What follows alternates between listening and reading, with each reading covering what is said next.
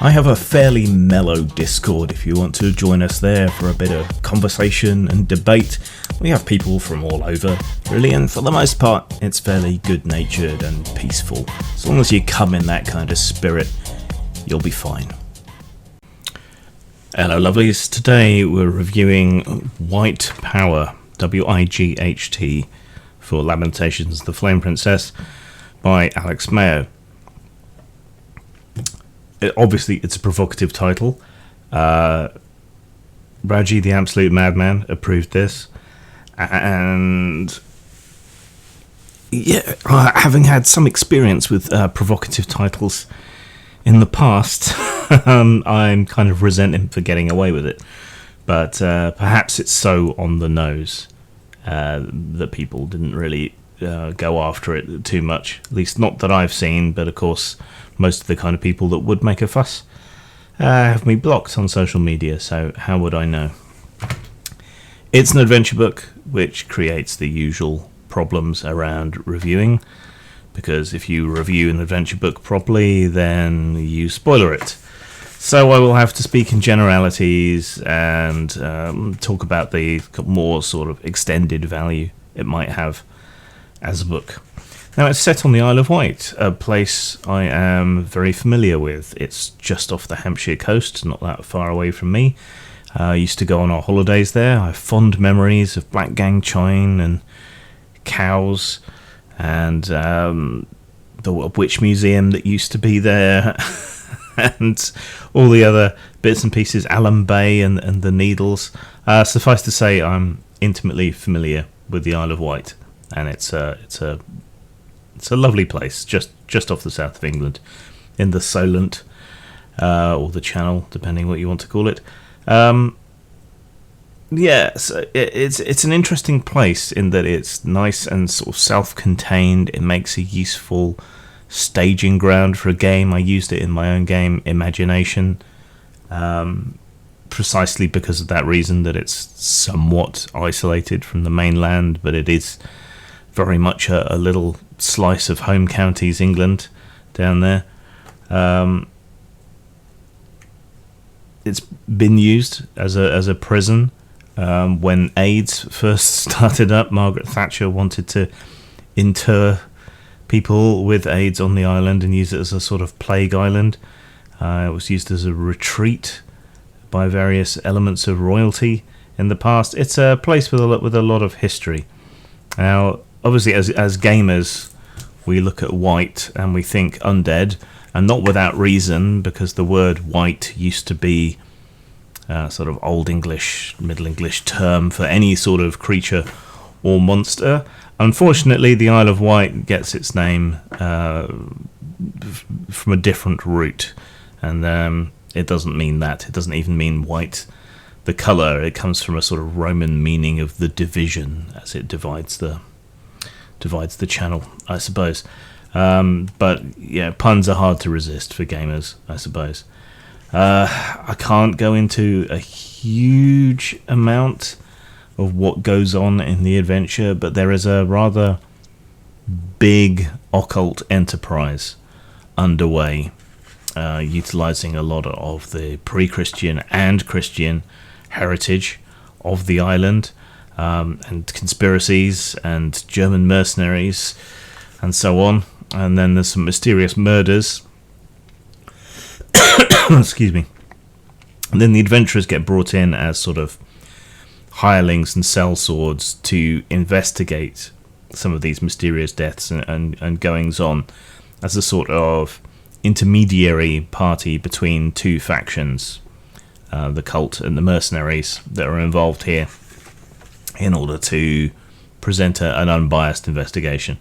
Of course, they're bound to go sticking their nose in a bit deeper than they need to, and therefore to get tangled up in more of the intrigues and the final goal of this big occult experiment that is going on and going wrong. We've got nice tables for rumours. We've got a few locations around the island. We've got a kind of potted history of the island, which is somewhat useful. There's some useful names charts. ways of tracking events, what's going on, and the effects of those events.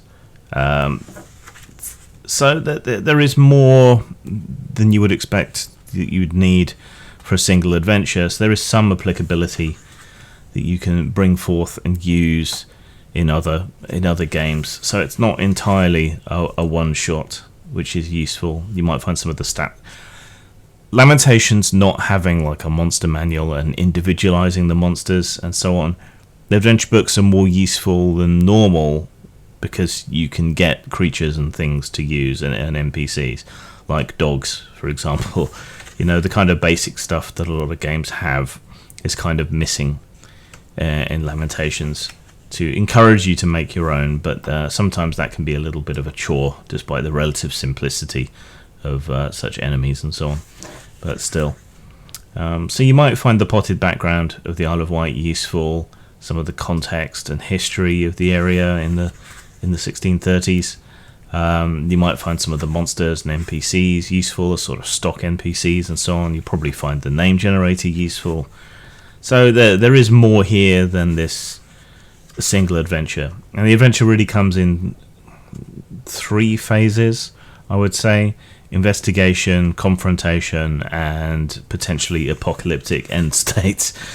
So I don't think this is short enough for a con slot or something, but maybe a 2 to 3 session game where you sort of take your time, slow down the pacing. I think that's how this would work best.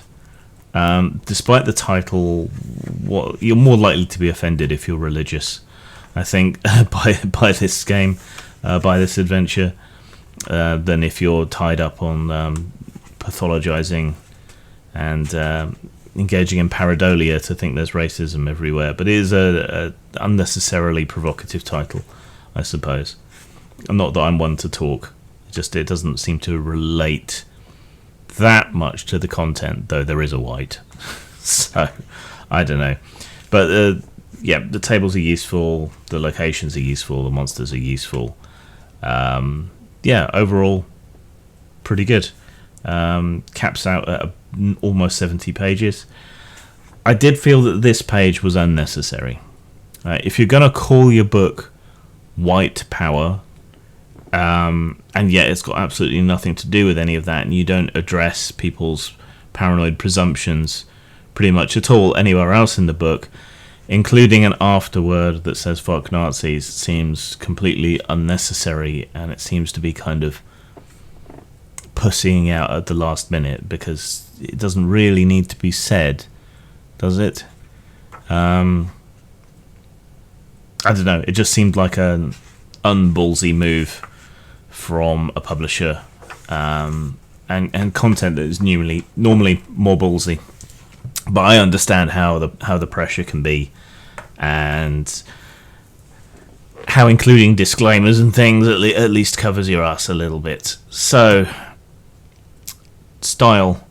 I don't especially like, as I think I've intimated before, the kind of simplistic, posterized pictures that are throughout the book. Some of them are okay. Some of them I don't like so much. I don't like that one. I mean, the stance and everything is good, but somehow it just doesn't work in silhouette. But there are other ones that are very striking and graphical. He says, unable to find the one he was thinking of. Should have bookmarked. Ah, that one. I quite like that one. That seems striking. It's just, I prefer what we saw in, though doubtless more expensive, what we saw in a deadly fashion to this. Gets hardback, doesn't particularly need to be, though a higher page count, it's more understandable. The presentation's always a strong suit, and I recognise that my dislike of this particular style of illustrations is very much a matter of taste, so I can't mark it down too far on that. The maps and so on are largely useful. Maybe the catacombs isn't as characterful as some other maps and art and illustration that you find. Going to give it a solid 3, I think, on style. It's just there's little things like the afterword like most of the art that I don't feel is up to snuff, but that's very much subjective. In terms of substance, it's an adventure. Adventures aren't hugely reusable, but it's above average in that there are elements in here that you can use and reuse, and due to the nature of Lamentations of the Flame Princess, things that normally are incidental, like particular monsters or whatever, are more broadly useful if you're using particularly Lamentations, but perhaps the OSR as a whole as your basis. So in terms of substance, it's a cut above normal adventures. So I'd give it about a 4 for substance. So that's 7 out of 10, 3.5 out of 5. Depending on your taste, I think it could be more useful, more appealing to you. Yeah, it's definitely above average for what we expect in the industry and what we expect from independent publishers.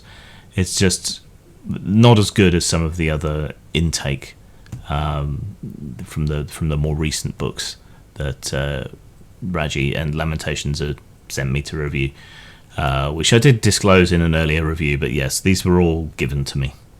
But hopefully you've seen that doesn't really influence how I mark things. Zang. On a crazy whim, I recorded the almost entire 5th edition D&D SRD as an audiobook, and you can pick that up, pay what you want on DriveThruRPG, or you can listen to it on a playlist on my YouTube channel, Postmortem Video.